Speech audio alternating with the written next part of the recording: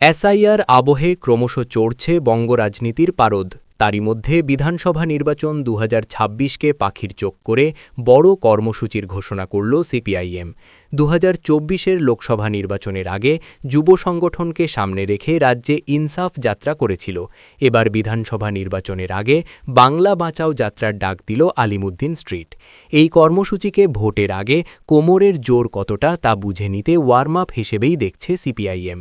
লোকসভা ভোটের আগে ইনসাফ যাত্রা কোচবিহার থেকে শুরু হয়েছিল।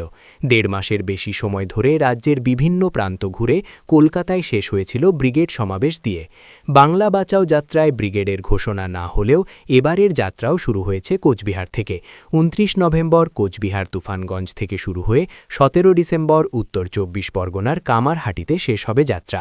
পায়ে হেঁটে ট্যাবলো গাড়িতে এই যাত্রা হবে।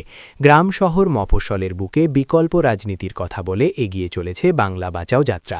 সোমবার মেটিয়াবুরুজে বাংলা বাঁচাও যাত্রার সমর্থনে সিপিআইএম মেটিয়াবুরুজ এরিয়া কমিটির উদ্যোগে সিপিআইএমের মিছিল শুরু হয় মেটিয়াবুরুজ বটতলা লাইব্রেরি থেকে আকরা রোড ধরে বটতলা মোড় হয়ে মেটিয়াবুরুজ থানার মোড়ে এই মহামিছিল শেষ হয়।